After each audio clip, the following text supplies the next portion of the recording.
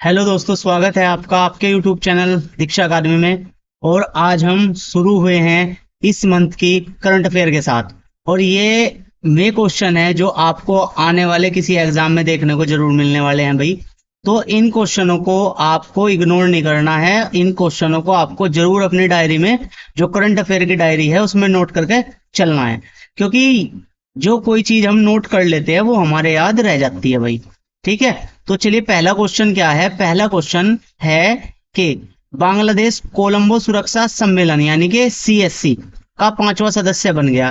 पांचवा सदस्य बन गया तो इससे पहले कौन कौन थे? देखो, 2011 में आतंकवाद और कट्टरवादिता के मुकाबले को देखते हुए सीएससी का एक समूह बनाया था। उसमें कौन कौन था? उसमें था एक तो आपका भारत, एक था श्रीलंका, और एक था आपका मालदीव। इन तीन ने मिलकर जो है एक समूह बनाया, कोलंबो सुरक्षा सम्मेलन। और इसके बाद इसमें मॉरिशस को शामिल कर लिया। क्या नंबर पे? चौथे नंबर पे। और पांचवा सदस्य कौन बन गया? बांग्लादेश। ठीक है भाई, नेक्स्ट क्वेश्चन देखो क्या है। जापान ने नए बैंक नोटों में जालसाजी से निपटने के लिए त्रि-आयामी होलोग्राम तकनीक की सुविधा की है, जो किसी देश की मुद्रा में पहला उपयोग है। यानी कि पहली बार किसी देश की मुद्रा ने अपनी मुद्रा में त्रि-आयामी होलोग्राम की तकनीक उपयोग में लाए हैं। ठीक है, अब देखो भाई, जो मैंने आपको हाईलाइट किए हुए क्वेश्चन है ना, केवल डायरी में अगर इन्हें भी नोट कर लोगे तो आपको करंट अफेयर ज्यादा पूरी की पूरी नोट करने की जरूरत नहीं है। जैसे बांग्लादेश कोलंबो सुरक्षा सम्मेलन से संबंधित है, बस याद रखिए। और क्या सदस्य बना? पांचवा सदस्य। जापान ने क्या किया? त्रि-आयामी होलोग्राम की तकनीक जो है नोटों में जारी करी। इस तरीके से आगे भी मैं बताता चलूंगा।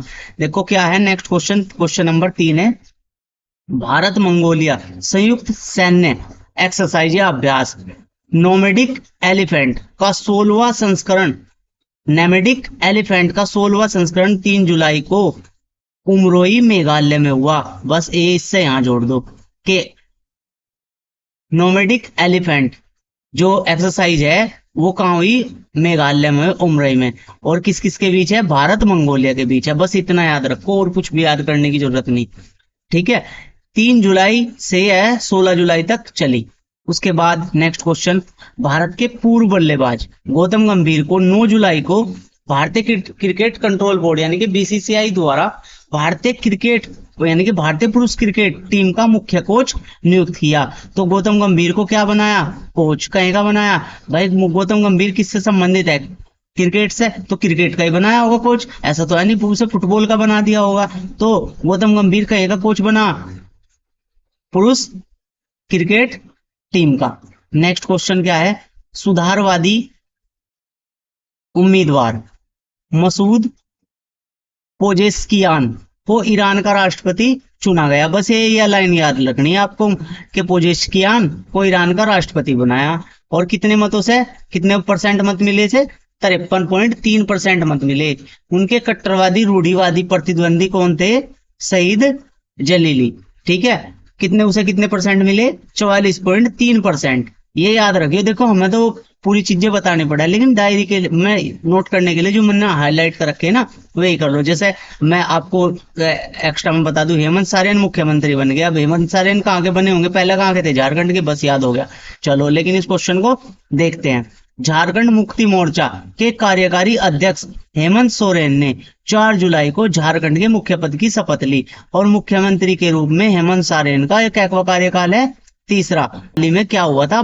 मनी लॉन्ड्रिंग के रूप में जब ये इन पर दोषी पाए गए थे तो इन्होंने क्या कर दिया था? अपना इस्तीफा दे दिया था। ठीक है, नेक्स्ट क्वेश्चन देखो। जून 2024 को ICC play of the month, ICC cricket से संबंधित है, इंटरनेशनल क्रिकेट कंट्रोल बोर्ड। ठीक है, प्लेयर ऑफ द मंथ स्मृति मंदाना और जसप्रीत बुमराह को चुना। नेक्स्ट क्वेश्चन देखो क्या है। देखो, ओलंपिक से जितने भी क्वेश्चन है मैं उनके लिए एक अलग से वीडियो लाऊंगा। ओलंपिक जब पूरा हो जाएगा उसके बारे में सारी डिटेल से चीज बताऊंगे, ताकि उससे क्वेश्चन कोई बाहर ना आए। लेकिन यहाँ एक क्वेश्चन है, उसे भी ध्यान से पढ़ेंगे। ओलंपिक संघ ने यानी कि भारतीय ओलंपिक संघ ने घोषणा की कि 2 बार ओलंपिक पदक विजेता कौन है भाई? पीवी सिंधु। पीवी सिंधु को महिला पीवी सिंधु को महिला ध्वज वाहक होगी। महिला ध्वज वाहक कौन होगी? पीवी सिंधु। तो पुरुष ध्वज वाहक भी होगा भाई, तो पुरुष ध्वज वाहक कौन होगा? शरद कमल। शरद कमल को पेरिस ओलंपिक के लिए पुरुष ध्वजवाहक घोषित किया। और गगन नारंग को क्या किया? मैरी कॉम की जगह भारतीय दल के सेफडी मिशन के रूप में नियुक्त किया। ठीक है भाई। अब यहाँ पीवी सिंधु कहीं की बन गई? महिला ध्वजवाहक। पीवी सिंधु महिला ध्वजवाहक बनी। और कमल, बस याद रखो, शरद कमल की याद नहीं, कमल को पुरुष ध्वजवाहक बनाया। और गगन नारंग को पूरे दल का, भारतीय दल का। ठीक है, नेक्स्ट। कीर स्टार्टर को क्या बना कर दिया भाई? जो कीर स्टार्टर है, ये गलत हो गया भाई। जुलाई 5 को यूनाइटेड किंगडम का यानी कि यूके का, कहां का? यूके का 24वां प्रधानमंत्री बनाया गया। 24वां प्रधानमंत्री बनाया गया। ठीक है भाई। नेक्स्ट क्वेश्चन देखो क्या है। भारत के यूकी भावरी और उनके फ्रांसीसी अल्बोनो ओलविट, याद रखियो नाम, क्या नाम है? बस ऐसे याद रखियो, ओलविट को 21 जुलाई 2024 को स्विट्जरलैंड के गस्टाल में Swiss open ATP tour tournament में पुरुष युगल का खिताब जीता। पुरुष युगल का खिताब किस किसने जीता? यूकी भावरी और ओलिवेट ने। अब क्वेश्चन केवल आपसे क्या पूछ सकता है कि ओलिवेट या यूकी भावरी किस खेल से संबंधित है। ठीक है, तो किससे संबंधित है? आपको निशान लगा देना है कि ये टेनिस से संबंधित है। कहीं से संबंधित है? टेनिस से। ठीक है भाई, ये रहा tennis. Next question, question number 11 के विश्व धरोहर समिति का 46वां सत्र, क्या सत्र भाई? 46वां सत्र 21 से 31 जुलाई को नई दिल्ली में हुआ। नई दिल्ली में अब जो भी कोई चीज या आयोजित हो रही, वो केवल एक जगह आयोजित हो रही, और उसका नाम क्या है? भारत मंडपम। क्या है भाई? भारत मंडपम में आयोजित किया गया। पहली बार इसका आयोजन कहाँ किया गया? भारत में किया गया पहली बार। और जब भी सबसे पहले या पहली या अंतिम बार आ जाए तो समझ लो उस क्वेश्चन को हमें लिखना ही पड़ेगा, क्योंकि वो स्टैटिक का क्वेश्चन हो गया, यानी कि स्थिर क्वेश्चन हो गया, वो अस्थाई हो गया। नेक्स्ट क्वेश्चन देखो 12वां। कजाकिस्तान में 53वें अंतरराष्ट्रीय जीव विज्ञान ओलंपियाड, जीव विज्ञान का ओलंपियाड, या जैसे ओलंपिक हो गया ना खेलों का, तो ऐसे ही एक सब्जेक्ट का ओलंपियाड। भारतीय टीम के उत्कृष्ट प्रदर्शन के लिए वेदांत साकरे को स्वर्ण पदक और 3 छात्रों को रजत पदक दिया गया, यानी कि टोटल कितने पदक आए? 4 पदक। नेक्स्ट। 100 मिलियन से अधिक फॉलोवर के साथ पीएम मोदी एक्स यानी कि ट्विटर, ठीक है, पर दुनिया के सबसे ज्यादा फॉलो किए जाने वाले नेता बन गए। और ये जो है एलन मस्क ने भी इस चीज की पुष्टि की है, मतलब घोषणा की है, उन्हें बधाई दी है। तो बस इतना याद रख लियो कि पीएम मोदी एक्स पर सबसे ज्यादा फॉलोवर वाले, बस इतने तो याद हो जाएगा। Next question. नेपाल के राष्ट्रपति रामचंद्र पौंडेल ने, राष्ट्रपति याद रखियो नेपाल के, ठीक है, रामचंद्र पौंडेल ने केपी शर्मा ओली को कब? 14 जुलाई को नया प्रधानमंत्री नियुक्त किया। और नया प्रधानमंत्री नियुक्त कर दिया तो मैं पहला प्रधानमंत्री का भी नाम पूछ सकता है, तो कौन था? पुष्प कमल दहल की जगह ली। ठीक है भाई। नेक्स्ट क्वेश्चन देखो 15वां क्वेश्चन क्या कह रहा है कि 27 जुलाई से 9 अगस्त 2024 को मंगोलिया के उलान बटोर में, याद रखें मंगोलिया में उलान बटोर में बहुउद्देश्य सैन्य अभ्यास खान क्वेस्ट चलेगा। कहाँ चलेगा? मंगोलिया में। कहा? मंगोलिया के किस शहर में? उलान बटोर में। नेक्स्ट भाई। उपराष्ट्रपति भवन में 2 हॉल थे, एक का नाम था दरबार हॉल और एक का नाम था अशोक हॉल। इन दोनों का नाम बदल दिया। अशोक हॉल का तो आपको याद रह जाएगा, क्योंकि अशोक हॉल का तो नाम अशोक मंडप कर दिया। जबकि दरबार हॉल का नाम जो करा वो गणतंत्र मंडप कर दिया। देखो, दरबार का कर दिया गणतंत्र, दरबार का कर दिया गणतंत्र, और अशोक का अशोक ही रखा, बल्कि हॉल का मंडप कर दिया, बस याद रखियो। नेक्स्ट क्वेश्चन, नीति आयोग ने एक संपूर्णता अभियान शुरू किया, यानी कि नीति आयोग ने 4 जुलाई 2024 को संपूर्णता अभियान शुरू किया, जिसमें देश भर के नागरिकों को महत्वपूर्ण भागीदारी देखने को मिलेगी। ठीक है भाई। नेक्स्ट क्वेश्चन, बस आपको याद करना है संपूर्णता अभियान किससे संबंधित है, किसने चलाया, तो किसने चलाया, नीति आयोग ने। इंपॉर्टेंट है। नेक्स्ट क्वेश्चन, पराग्वे पूर्ण सदस्य के रूप में अंतरराष्ट्रीय सौर गठबंधन, ये इसके बारे में मैंने तो मैं पिछली वीडियो में बताया था, याद करियो, में शामिल होने वाला क्या को सदस्य है, 100वां। अगर आपसे पूछ ले 99 पिछली वीडियो में मैंने बताया, कहा कौन, स्पेन सदस्य बन गया। नेक्स्ट क्वेश्चन देखो 19, 26 जुलाई 2024 को प्रधानमंत्री नरेंद्र मोदी ने, इंपॉर्टेंट क्वेश्चन, मोदी ने कारगिल में दुनिया की सबसे ऊंची, और दुनिया की सबसे ऊंची है तो लगभग कितनी है, 15,800 फीट ऊंचाई पर सिंकुन ला सुरंग 4.1 किलोमीटर लंबी है यार। इसकी लंबाई पूछा जाए तो कितनी है, 4.1 किलोमीटर लंबी सुरंग की निर्माण की शुरुआत की। इन्होंने क्या किया, जैसे माइन में पहला बम फोड़क रहा है ना, तो वो फोड़ के इन्होंने, मोदी जी ने शुरुआत कर दी। नेक्स्ट भाई, इंपॉर्टेंट है ये भी, वैसे तो मैं सारे इंपॉर्टेंट क्वेश्चन लिखवा रहा था मैं। मनु भाकर हरियाणा की है भाई, ने 28 जुलाई 2024 को पेरिस ओलंपिक 2024 में महिलाओं की 10 मीटर एयर पिस्टल स्पर्धा में कांस्य पदक जीता। और कांस्य पदक जीत तो ही निशानेबाजी में पहला पदक पाने वाली भारतीय महिला बन गई। पहला पदक पाने वाली क्या बनी है, भारतीय महिला। कहीं में, निशानेबाजी में। कितने मीटर में, 10 मीटर में। और नाम क्या है, मनु भाकर। अब क्वेश्चन ये पूछा जा सकता है कि मनु भाकर किससे संबंधित है, तो आप कहोगे शूटिंग से। कितने, 10 मीटर। कौन सा पदक लाई है, पेरिस ओलंपिक 2024 में, आप कहोगे जी कांस्य पदक। और एक पदक और लिया है, कांस्य मिला लेकिन वो संयुक्त मिला, उसके बारे में आगे बताऊंगा। नेक्स्ट क्वेश्चन, भारत थाईलैंड संयुक्त सैन्य अभ्यास मैत्री, बस याद रखना मैत्री किस किस के बीच हुआ है, भारत थाईलैंड। चलो, और 13वां संस्करण 1 से 15 जुलाई तक थाईलैंड के ताक प्रांत के फोर्ट वचिरा प्रकरण में हो रहा है। ठीक है, ऐसा लिख लियो। बस ये आपको याद रखना, मैत्री किस किस से संबंधित है, भारत और थाईलैंड में। इस बार कहां हुआ, ताक प्रांत के वचिया प्रकरण में। ठीक है। नेक्स्ट क्वेश्चन भाई, भारत के नए आपराधिक कानून कौन कौन से आए, 3 नए कानून आए, मैंने पिछली वीडियो में बता दिया था।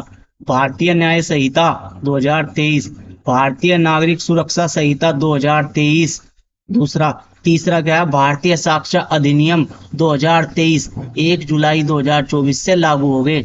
ये कानून 2023 शीतकालीन सत्र के दौरान संसद द्वारा पारित कर दिए थे।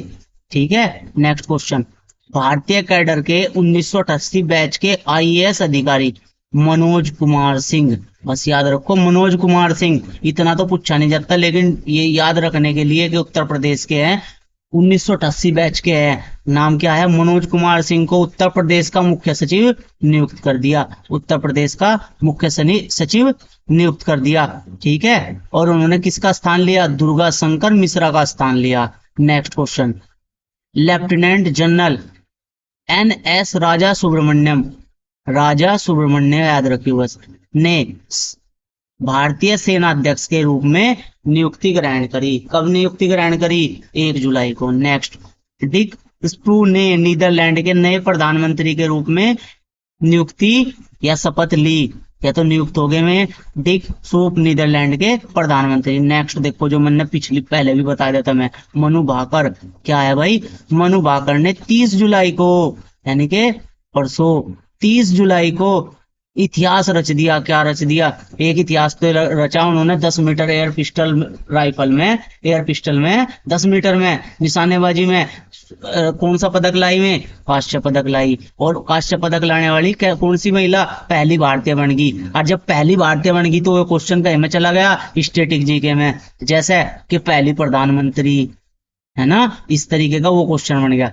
तो चलो इस क्वेश्चन को देखो। मनु भाकर ने 30 जुलाई को इतिहास रच दिया जब वह एक ही ओलंपिक में कई पदक जीतने वाली भारत की पहली, देखो फिर पहली बन गई, यानी कि 2 पदक जीत लिए ना अभी तक, 2 पदक जीतने वाली पहली भारतीय महिला बन गई। उन्होंने पेरिस ओलंपिक में दक्षिण कोरिया को 16-10 से हराकर, कितने 10 से? 16-10 से हराकर सरबजोत सिंह, ये व्यक्ति है, सरबजोत सिंह के साथ 10 मीटर पिस्टल मिश्रित में टीम स्पर्धा में कौन सा पदक जीता? कांस्य पदक। और पहले भी कौन सा पदक जीता था? कांस्य पदक। पहला अकेले ने जीता था, आपके युगल में जीत लिया। किसके साथ जीता? आप कहोगे सरबजोत के साथ। नेक्स्ट, 56वां अंतरराष्ट्रीय रसायन विज्ञान ओलंपियाड। बस ये याद रखियो कि रसायन विज्ञान ओलंपियाड कहाँ हुआ? सऊदी अरब के रियाद में आयोजित हुआ। और भारतीय टीम ने 1 स्वर्ण, 2 रजत और 1 कांस्य जीते। नेक्स्ट क्वेश्चन, भारतीय प्रतिनिधिमंडल ईरान के इस्फान में 21 जुलाई से 29 जुलाई तक 54वें अंतरराष्ट्रीय भौतिकी ओलंपियाड, देखो रसायन का कहाँ हुआ? सऊदी अरब में। और भौतिका का कहाँ हुआ? ईरान में 2 स्वर्ण और 3 रजत जीते। 2 स्वर्ण 3 रजत जीत लिए भाई, ठीक है। नेक्स्ट क्वेश्चन देखो क्या कह रहा। नेक्स्ट और 1 लाइनर में लास्ट क्वेश्चन कि 29 जुलाई 2024 को नेशनल इलेक्टोरल काउंसिल यानी कि CNE द्वारा निकोलस मादुरो को वेनेजुएला के राष्ट्रपति के रूप में चुना गया। बस ये इतना याद रखो कि निकोलस मादुरो को वेनेजुएला का राष्ट्रपति चुना गया और विजेता घोषित किया वेनेजुएला के राष्ट्रपति के रूप में। उनका क्या कार्यकाल है? 3रा कार्यकाल है। बस अब देखो भाई descriptive question. Descriptive question important question है क्योंकि इनमें से कई क्वेश्चन बने हैं, इसलिए ये इंपोर्टेंट है। पहला क्वेश्चन क्या है? हमें पता 11 जुलाई को एक दिवस मनाया जा, जिस दिवस का क्या नाम है? दिवस का नाम है कौन सा? 11 जुलाई को मनाया जा विश्व जनसंख्या दिवस। तो देखो भाई विश्व जनसंख्या दिवस प्रतिवर्ष कब मनाया जा? अभी बताया 11 जुलाई को। यह दिवस पहली बार 11 जुलाई 1990 में मनाया गया था। पहली बार 90 में मनाया गया था। दिसंबर 1990 में संयुक्त राष्ट्र महासभा ने पर्यावरण विकास के साथ उनके संबंध सहित जनसंख्या संबंधी मुद्दों के बारे में जागरूकता बढ़ाने के लिए जनसंख्या दिवस मनाना जारी करने का निर्णय लिया था। कब लिया था? दिसंबर 1990 में। किसने लिया था? भारतीय संयुक्त राष्ट्र महासभा ने। किसके लिए? पर्यावरण और विकास के संबंध पर जनसंख्या की संबंधी मुद्दों को उठाने के लिए। और अब ये इंपॉर्टेंट है कि 2024 थीम क्या है? जो थीम है इसकी, किसकी? जनसंख्या दिवस की। वो क्या है? किसी को पीछे न छोड़े सभी को गिने। किसी को पीछे नहीं छोड़ना, सबको गिनना, ठीक है। वैश्विक जनसंख्या रुझान देखो क्या है? 2021 तक विश्व की जनसंख्या लगभग 7.9 बिलियन, मिलियन नहीं बिलियन है। अनुमानों से पता चलता है कि 2100 तक 10.9 बिलियन तक पहुंच जाएगी। अब इससे रिलेटेड क्वेश्चन देखो क्या आ सकते हैं भाई। पहला क्वेश्चन है, मतलब जो इनसे बन सकता है क्वेश्चन जो हमने बनाए हैं, 21 जुलाई को अनुमानित वैश्विक जनसंख्या कितनी है 2021 तक? तो कितनी है? 7.9 बिलियन। नेक्स्ट, कौन सा दिन विश्व जनसंख्या दिवस के रूप में मनाया जाता है? तो आपको पता है 11 जुलाई, ठीक है। ऑप्शन देख लो है क्या? ऑप्शन क्या है भाई हमारा? 11 जुलाई है क्या? बिल्कुल। नेक्स्ट क्वेश्चन देखो क्या है भाई। नेक्स्ट क्वेश्चन इंपॉर्टेंट क्वेश्चन है क्या? देखो भाई दूसरा क्वेश्चन क्या कह रहा है। दूसरा क्वेश्चन है, पीएम मोदी को रूस के सर्वोच्च नागरिक सम्मान, भारत का सर्वोच्च नागरिक सम्मान क्या है? भारत रत्न, ठीक है, Bharat Ratna, order of Saint Andrews and the apostle से सम्मानित किया गया। अब देखो इसके बारे में क्या क्या है कि भारत और रूस के बीच रणनीतिक साझेदारी को मजबूत करने के लिए प्रधानमंत्री मोदी को 2 दिवसीय आधिकारिक यात्रा के लिए 8 जुलाई 2024 को मास्को पहुंचे। और मास्को पहुंचते उनका बहुत अच्छा स्वागत हुआ भाई। ठीक है, 9 वर्षों में उनकी रूस की पहली यात्रा थी, 9 वर्ष बाद में यात्रा कर रहे थे। रूस के उप प्रधानमंत्री डेनिस मुट्रोव हवाई अड्डे पर उन्हें लेने आए और गार्ड ऑफ ऑनर से स्वागत किया। गार्ड ऑफ ऑनर यानी कि रेड कारपेट बिछा कर बेहतरीन वाला स्वागत बैंड बाजे के साथ हुआ। ठीक है, फिर आगे क्या हुआ भाई, प्रधानमंत्री नरेंद्र मोदी को रूस का प्रतिष्ठित नागरिक सम्मान Order of Saint Andrews and the Apostle मिला।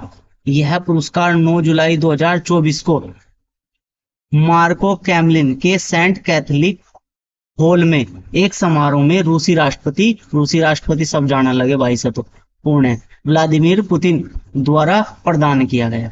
यह पुरस्कार रूस और भारत के बीच रणनीतिक साझेदारी विकसित करने और मैत्रीपूर्ण संबंधों को बढ़ावा देने के योगदान के लिए दिया गया।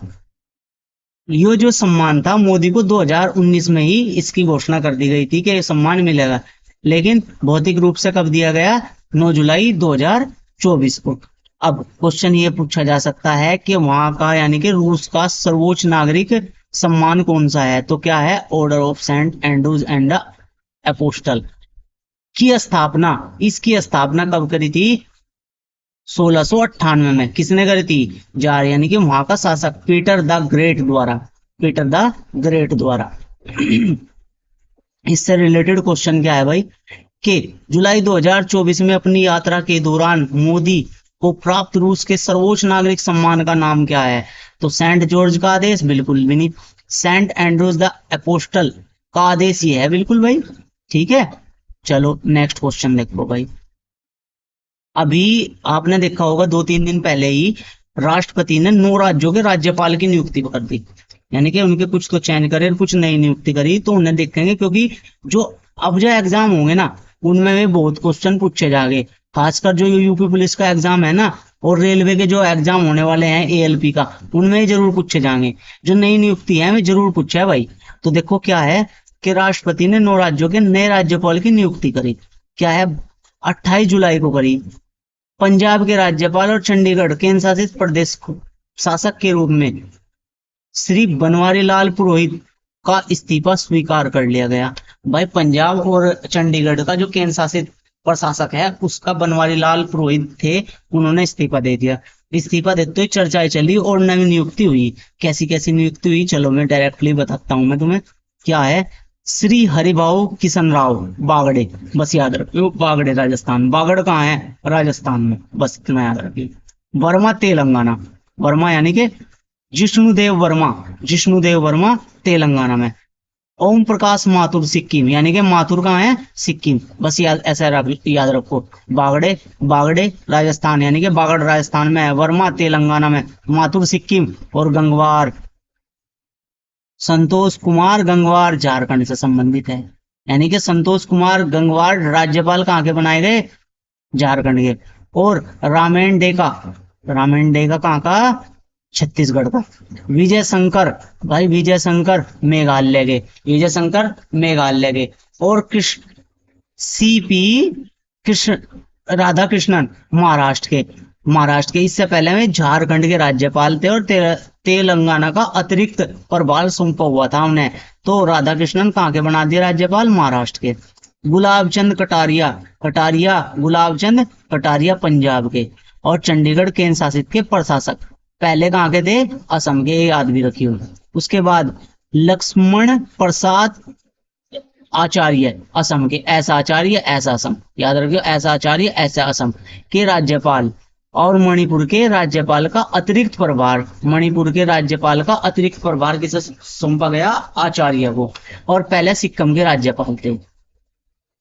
अब यह है कैलाश नाथन को पांडिचेरी का उपराज्यपाल, कैलाश नाथन पांडिचेरी पूछा दिया, ऐसा याद रखो, कैलाश नाथन पांडिचेरी का उपराज्यपाल नियुक्त किया। अब इनसे रिलेटेड देखो, वैसे तो 9 बनाएंगे तो 9 क्वेश्चन बन जाएंगे, लेकिन ऐसे एक आधा क्वेश्चन बताऊं कैसा होगा। बनवारी लाल पुरोहित के स्थान पर पंजाब का राज्यपाल किसे बनाया गया?